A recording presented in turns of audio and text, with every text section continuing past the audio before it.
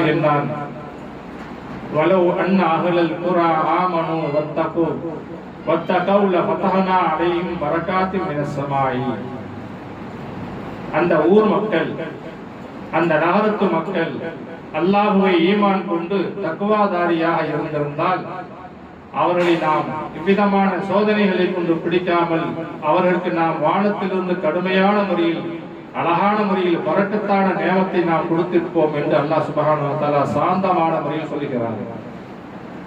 முதலில் கோபமாக சொன்ன அல்லாஹ் தஆலா அடுத்து சாந்தமாக சொல்கிறான்.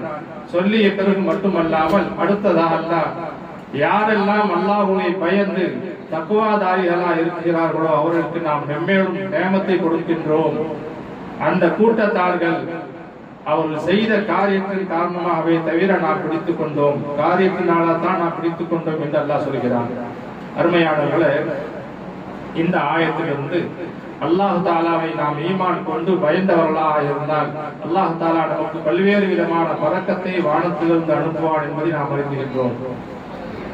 பெருமானார் ஸல்லல்லாஹு அலைஹி வஸல்லம் அவர்கள் சொன்னார்கள், இன்ன துன்யா ஹல்வத்துன் ஹதிரத்துன் ஃபமன் அகதஹா பிஹக்கிஹி ஊரிக லஹு ஃபீஹா.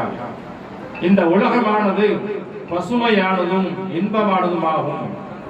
அந்த உலகத்திலே இருக்கக்கூடிய நேமத்தை யார் ஒருவர் அதனுடைய உரிமையை கொண்டு எடுக்கிறார்களோ, உரிமையுடன் ஹக்குடன் எடுக்கிறார்களோ அவர்களுக்கு நாம் பரக்கத் செய்வோம் என்று பெருமானார் ஸல்லல்லாஹு அலைஹி வஸல்லம் அவர்கள் சொல்லியிருக்கிறார்கள்.